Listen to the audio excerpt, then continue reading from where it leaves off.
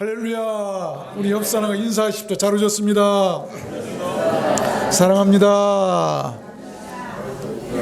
이렇게 해야죠. 사랑합니다. 감사합니다. 너무 고맙습니다. 감사합니다. 우리 한번 따라서 해볼까요? 아주 특별한 공동체. 이런 지하의 말씀을 증가하려고 합니다. 오늘 본문 말씀은 주님께서 십자가에서 돌아가시기 전 이 땅에 아주 특별하고 소중한 한 새로운 가족 공동체를 탄생시키신 기록입니다. 그 새로운 가족은 주님께서 친히 십자가 위에서 명하시고 만드신 진정한 기독교 공동체고 영원한 하늘 가족 공동체가 아닐 수 없습니다. 가장 복 있는 공동체예요. 그 가족의 역할은 지금도 우리들 교회 안에서 찾을 수 있고 믿는 자의 가정이나 모임에서도 찾아볼 수가 있어요. 올 가정의 달이 되었습니다. 그래서 저는 오늘 말씀을 받들어서 주님께서 이 땅에 친히 만들어주신 very special community, 아주 특별한 그 하늘 가족 공동체가 어떤 공동체인가를 여러분들께 증거해 드리려고 하는 것입니다. 모든 인류는 세상을 사는 동안 홀로 살아갈 수 없도록 창조되었어요. 누군가와 반드시 연대해서 공동체를 이루고 살아가야만 하도록 되어 있습니다. 그런데 그 공동체가 좋아야 돼요. 좋지 못하면 지옥이고 좋으면 천국이기 때문이에요. 오늘 말씀으로 그 참된 하늘 가족 공동체가 어떤 공동체인지를 알고 우리 모두 그 소중하고 복된 아주 특별한 공동체를 세워가며 또한 누리고 살게 되었으면 좋겠습니다. 물론 완벽하거나 또한 완전하지는 못할 것입니다. 그러나 그 가운데서 그 공동체 안에서 사랑도 알게 되고 그 공동체 안에서 용서도 배우게 되고 세상도 인생도 기쁨도 아픔도 슬픔도 눈물도 모두 배우게 되는 거예요. 그래서 소중한 거예요. 그러면 아주 특별한 그 하늘 가족 공동체는 어떤 공동체일까요? 첫 번째로 in the hardship, 고난 속에서 맺어진 공동체예요. 고난 속에 맺어진 공동체. 25절 말씀해 보면 예수의 십자가 곁에는 그 모친과 이모와 글로바의 아내 마리아와 막달라 마리아가 섰는지라. 예수의 십자가 곁에 고난당하신 십자가에 달려 고통하시는 그 십자가 곁에 몇 무리가 모여 있었는데 바로 그 무리예요. 아주 특별한 그 하늘 가족 공동체는 그날 그렇게 고초와 궁핍과 고생과 가혹한 운명 같은 고난의 십자가 곁에 모여있던 그 적은 무리들로 인해서 이루어졌다는 것입니다. 아십시오. 하늘 가족 공동체란 고난을 같이 하는 공동체를 말해요. 만약 여러분 가정이 가장 소중하고 특별한 복된 공동체가 되기를 원한다면 고난 속에서 협력할 수 있고 고난 속에서 같이 할 수 있는 가정이 돼야 돼요. 교회도 마찬가지인 것이죠. 그들은 고난을 피하거나 두려워하지 않았어요. 끝까지 십자가 곁을 지켰습니다. 그 공동체는 혈육을 뛰어넘고 초월했어요. 그것이 주님께서 이루신 하늘나라 생명 공동체라는 것입니다. 고난이 있는 공동체는 더 바르고 더 거룩하고 더 신령해질 것입니다. 그것이 고난의 유익이에요. 그런 공동체는 언제나 살 수 있는 공동체예요. 죽지 않고 살 수 있는 살아있는 생명이 있는 공동체. 그것은 고난 속에서도 같이 할 수 있는 공동체. 고난 속에서 맺어진 공동체. 이사야 6장에 보면 이스라엘 민족의 그 공동체에 대해서 이런 말씀이 있어요. 담나무, 상수리나무가 뱀을 당해도, 여러분 나무가 뱀을 당하는 그 고난을 당해도 그 구루터기가 남아있는 것 같이 이스라엘 백성들이 고난을 당하고 어렵고 힘든 일을 당한다 할지라도 하나님께서 뱀을 당한 그 나무에 새싹이, 구루터기가 있어서 남아있어서 새싹이 나도록 하는 것과 같은 그런 새로운 은혜를 주시겠다라고 하는 그런 말씀이에요. 출애굽기 3장에도 보니까요, 내가 너희를 애굽의 고난 중에서 인도하여 내어 젖과 꿀이는 땅으로 올라가게 하리라. 이스라엘 백성들 젖과 꿀이는 그 약속의 땅, 축복의 땅으로 인도하실 때 고난 중에서 인도한 사람들이란 말씀이 나와요. 하나님께서는 고난 중에 있는 사람들을 그렇게 복된 땅으로 인도하신다. 여러분 가정에 고난이 있다고 한다면 그 고난 중에 있는 가정에서 하나님께서 여러분을 불러내서 그 복된 땅으로 인도해 주실 줄로 믿습니다. 이사야 49장에도 보면 고난 중에 낳은 자녀가 후일에 내 귀에 말하기를 이곳이 우리에게 좁으니 넓혀서 우리로 거처하게 하라 하리니. 여러분 고난 중에 낳은 아이들, 고난 중에 자란 자녀들, 고난 중에 있는 그 가정의 아이들이요, 후일에 장래에는요, 우리가 이곳이 너무 좁아요. 이제 그러니 복을 받았으니 더 넓은 거처로 가서 사십시다 할 것이다 라고 한 말씀. 오늘 어린이 주일인데 어린아이들도 마찬가지로 생각해요. 여러분은 고난 중에 낳은 자녀라든지 야베스의 축복을 통해서도 알 수 있죠. 또 잘 그들이 자라고 장래가 있을 것이라고 하는 소망의 말씀을 우리는 여기에서 알아야 할 것입니다. 얼마나 복된 말씀인지 모르겠어요. 우리는 많은 사람을 만나며 살아갑니다. 특별히 아픔이나 고난 중에 만나고 결성되고 모인 사람을 여러분 소중히 여기십시오. 만약 부부가 고난 중에 힘든 가운데서 만난 부부라고 한다면 더욱 소중히 여겨야 돼. 그들이 하나님께서 보내신 아주 특별한 그 생명 공동체의 사람들이에요. 오늘 예수님이 십자가 곁에 하나님께서 몇 사람을 보내셨죠. 그들로부터 그 거룩한 한란한 공동체가 시작되게 하셨어요. 우리들 두란노 소원교도 6년 전에 그렇게 아픔을 안고 고난 중에 모인 사람들로 시작되었어요. 여러분, 우리 두란노 소원교회요, 말할 수 없는 아픔과 고통을 끌어안고 모였던 우리 무리들 아닙니까? 그 공동체에서. 그래서 저는 더욱 소중해요. 평안한 가운데 만난 것이 아니고 아픔을 갖고 모였다는, 아픔을 갖고 모였다고 하는 것이지. 두 번째입니다. 그 아주 특별한 그 하늘 공동체는 어떤 공동체인가? 두 번째는 The Beloved, 사랑받는 자들의 공동체, 사랑받는 자가 있는 공동체. 26절에 보니까 예수께서 그 모친과 사랑하시는 제자가 곁에 서는 것을 보시고 그 모친께 말씀하시되 여자여 보소서 아들이니이다.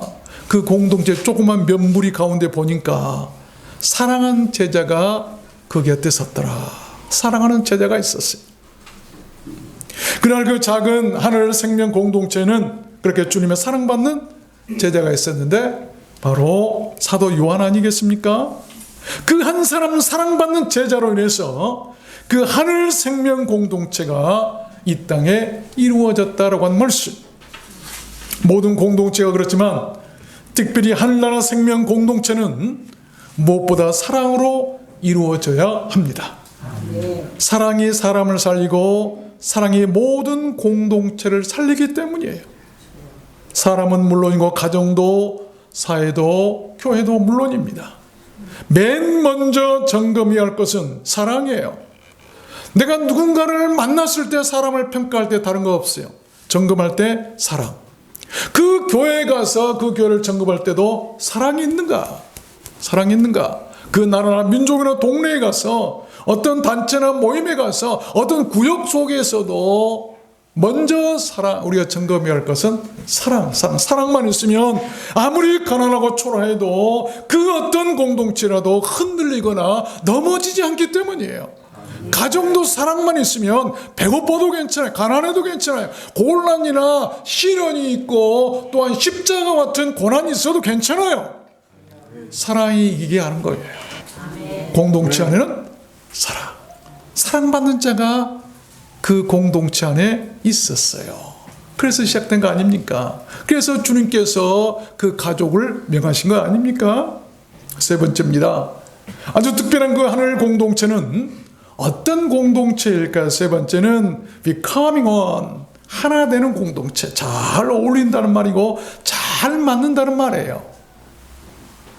27절 보니까 또 그 제자에게 이르시되 보라 네 어머니라.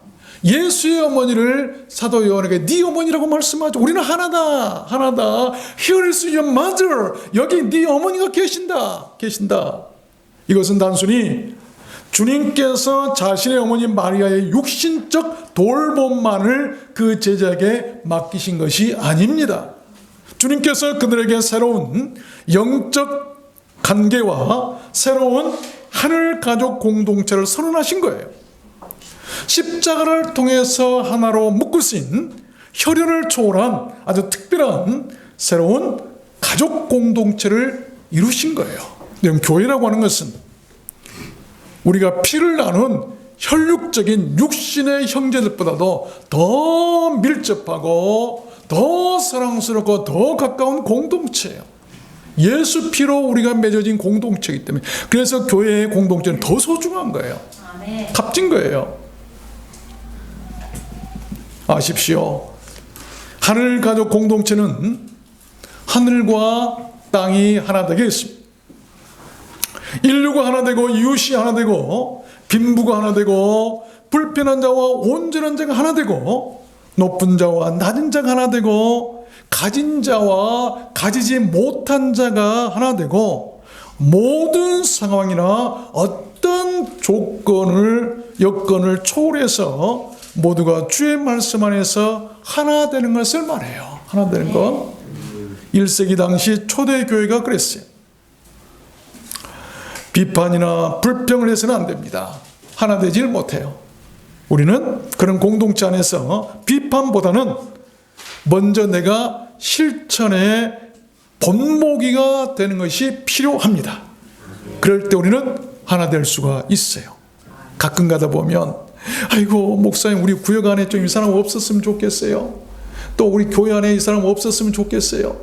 아이고 우리 동네 우리 모임에 이런 사람 없어.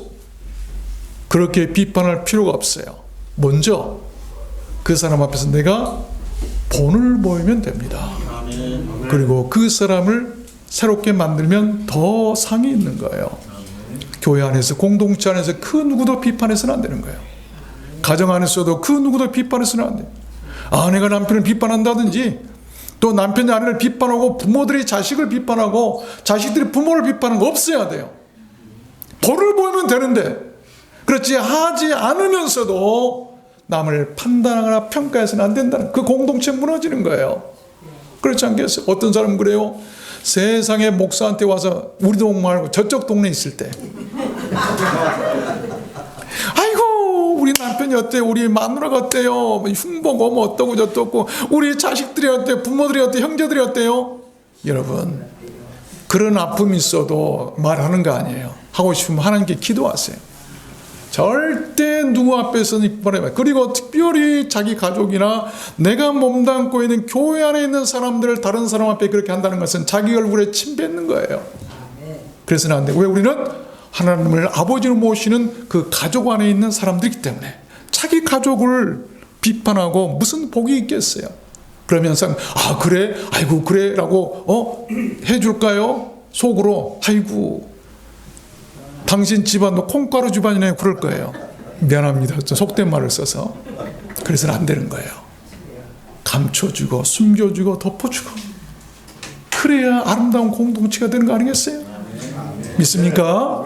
사도행전 4장에 보니까 그런 공동체가 나오죠. 1세기 초대교회입니다. 믿는 무리가 한 마음과 한 뜻이 되어 모든 물건을 서로 통용하고 자기 재물을 조금이라도 자기 것이라 하는 이가 없더라. 얼마나 아름다운 공동체입니까? 네 번째입니다. 아주 특별한 그 하늘 공동체는 어떤 공동체일까요? Living time together. 함께 시간을 살아내는 공동체예요. 27절을 보니까 그때부터 그 제자가 어떤 시간의 시작을 얘기하고 있죠. 그때부터 그 제자가 무엇을 했다라고 한 말인데 그때라고 한 말은 단순히 순간적이고 단회적인 만남의 시간을 말하지 않습니다. 같이 살아내야 하고 영원히 지속되어야 할 끝이 없는 동행과 헌신을 요구하는 말이에요. 천국까지 이어지는 시간을 말하는 것입니다. 공동체라고 하는 그런 거예요. 한번 만나서 흩어져 버리는, 헤어지는 그런 게 아니에요. 언제? 천국 가서 만날 때까지 이어지는 공동체. 그때부터, 지금부터 시작해서 그때까지 우리가 살아나야 할 시간. 여러분, 그 시간이 우리들 공동체 안에 있어야 돼요. 교회 공동체는 그래야 되는 거예요. 한 번 만나고 헤어지는 게 어디 가서? 천국에서 다시 만날 사람들이에요. 얼마나 복된 공동체입니까? 세상 친구들 이 세상에서 헤어지면 끝이에요. 다 끝입니다. 그러나 하늘 생명 공동체인 교회 공동체는 천국까지 이어지는 공동체 아니겠어요? 그래서 소중한 거예요. 우리들 인생이 살아가는데 꼭 필요한 것 중 하나가 바로 음식 아닙니까? 음식이 오래되거나 시간이 지나면 부패하는 음식이 있고, 또 어떤 음식은 발효되는 음식이 있어요. 부패된 음식은 썩었다고 말하고, 발효된 음식은 익었다고 말을 합니다. 부패되고 썩은 음식은 곧바로 처리되거나 바로 버려지죠. 그러나 발효되고 익은 음식은 오래 두고 보관하면서 먹게 되는 것이 이 발효된 음식이에요. 여러분, 사람도 그렇습니다. 오래되고 시간이 지날수록 발효되고 익어가는 사람이 있어요. 사람들에게 유익을 주고 맛을 내는 그런 사람들이겠죠. 특별히 말이 잘 익어야 돼. 우리 성도들은 특별히 말이 잘 익어야, 잘 익은 말을 해야 돼. 아직 익지 않는 서투른 말, 생뚱만 말들 해가지고 얼마나 많은 사람들에게 상처를 준지 몰라요. 그런 사람들이 모인 바로 공동체. 잘 익은 말을 하고 잘 익은 사람들이 모여있는 맛이 있는 그런 공동체, 그런 공동체가 하늘 공동체고, 그 공동체가 오래 지속되고 서로에게 위로가 되고 유익이 되고 힘든 세상을 함께 살아내게 되는 공동체라고 하는 그런 말입니다. 나는 공동체 안에서 어떤 사람인가? 어떤 사람인가? 잘 익은 음식인가? 아니면 부패한 음식인가? 어떤 집에 아버지와 아들과 어머니가 오랜만에 모여서 만두를 빚어 먹고 있었어요.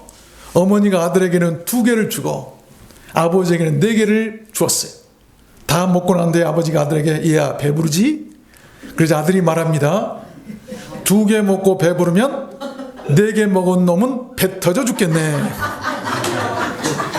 그러자 어머니가 놀라가지고 아들을 보면서, 내 이놈 자식, 그 무슨 말버릇이야, 당장 아버지께 사과드려. 그러자 아들이 또 말합니다. 쳇, 마누라 없는 놈만 서럽구만.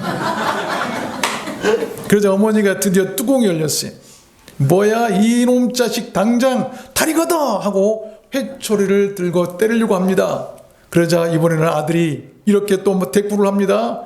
아이고, 때리려면 때려라. 때리면 지 새끼 죽지 내 새끼 죽냐. 우리들 공동체 안에 웃으신 분들은 조금 뭔가 통하는 게 있으신가 보죠. 엄마쥐와 아기쥐가 길을 가고 있었어요. 그런데 갑자기 고양이가 나타나서 새끼쥐를 잡아먹으려고 합니다. 그러자 엄마쥐가 앞으로 탁 나서서 가로막더니 멍멍하고 개 짖는 소리를 낸 거예요. 그러자 놀란 고양이는 꼬리를 내리고 그냥 36개 도망치고 말았어요. 아기쥐가 물었어요. 엄마, 이거 어떻게 된 거야?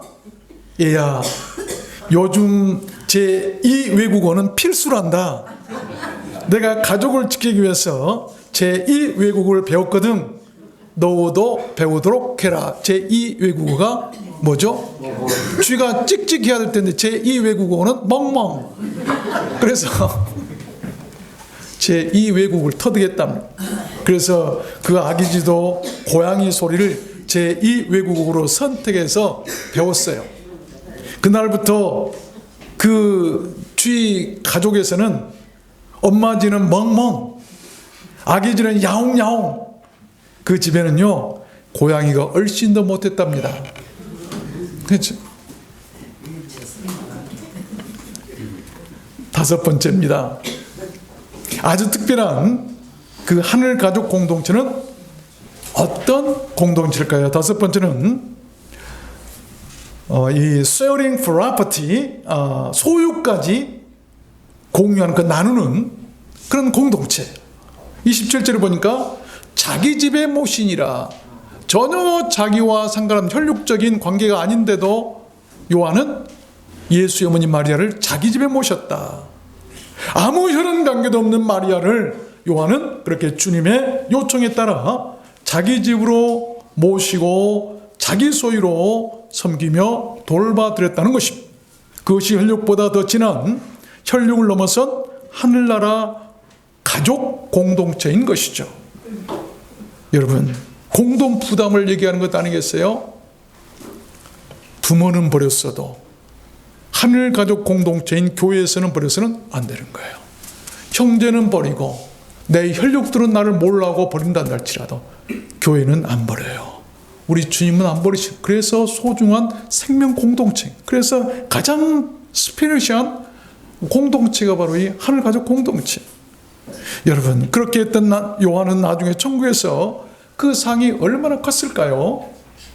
39절 보면 니고데모 얘기도 나오죠. 니고데모도 몰약과 침향 섞은 것을 100근쯤 가지고 온지라 이에 예수의 시체를 가져다가 유대인의 장례법대로 그 향품과 함께 세마포로 쌌더라.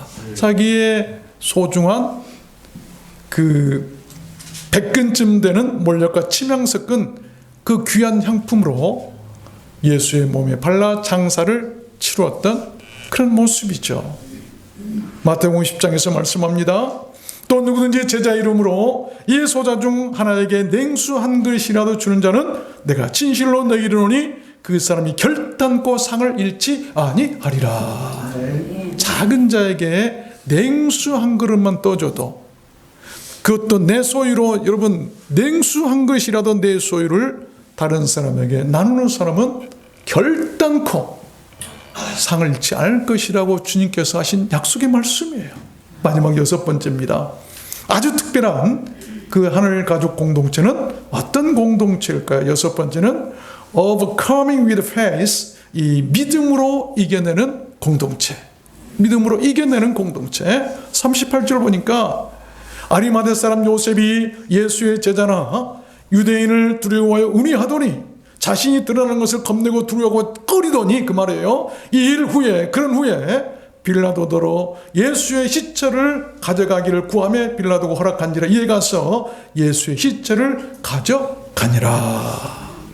여러분, 처음에 요셉은 유대인들을 두려워하여 자신을 숨겼어요. 그는 공직자였기 때문에 혹시라도 잘못 찍혀가지고 잘릴까 봐서 처음에는 두려워했어요. 은유했어요. 숨겼어요. 그러나 나중에는 용기를 내서 빌라도에게 나아가서 예수의 시체를 가져가게 해달라고 담대하게 요청합니다. 제자들 또 다 도망가 버렸어요. 다 흩어져 버렸어요. 예수의 시체만 십자가에 달렸습니다.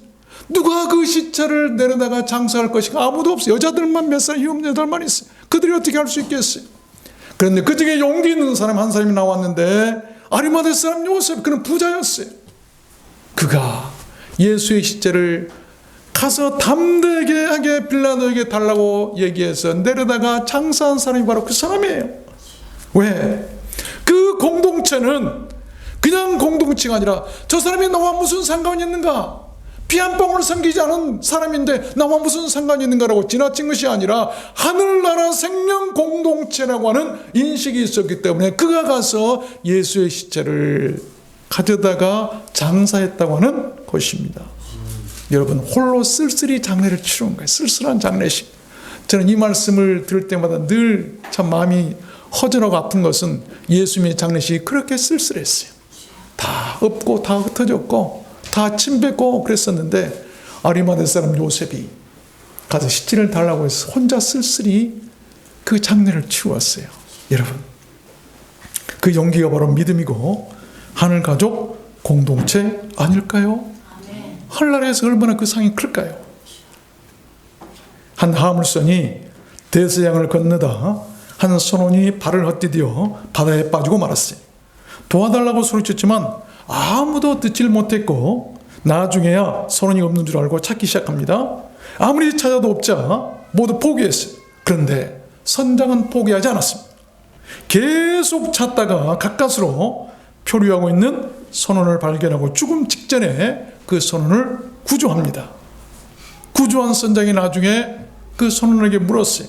어떻게 바다에서 그토록 오랜 시간 동안 견딜 수 있었는가라고 물었을 때, 선장님이 반드시 저를 구하러 오실 것을 나는 믿었어요.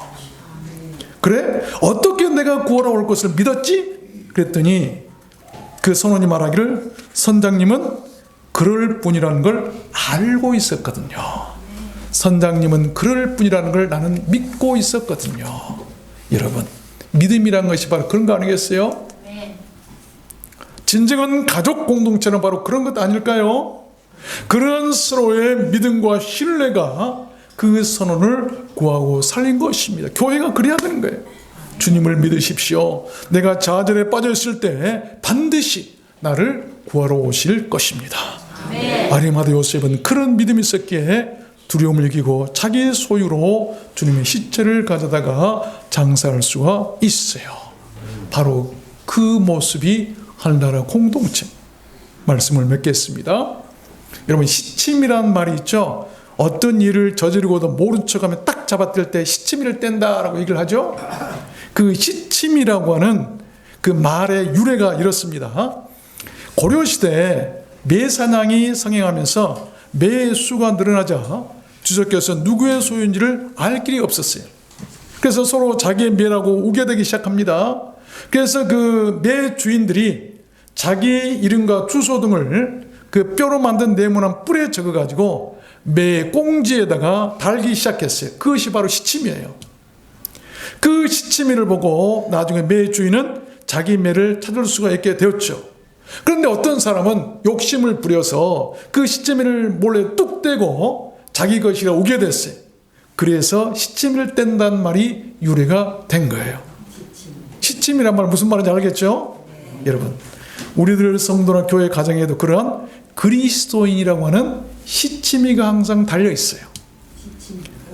그리스도가 주인이라고 하는 시침이 아니겠어요? 내가 그리스도인이라고 하는 시침이 아니겠어요? 그런데 그 시치미를 뚝 떼고 사는 사람들이 있어요. 여러분, 누구의 소유인지가 구별되지 않아요. 그래서 마귀랄 놈들이 그런 사람들 공격하는 거예요.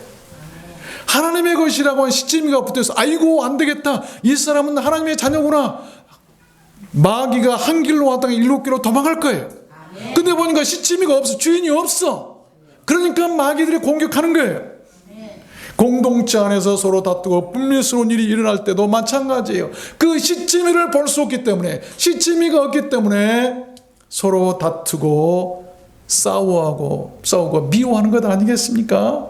그런 거 아니에요? 시침이, 아이고 하나님의 자녀라고, 아이고 내가 건드렸다면 큰일 나겠다.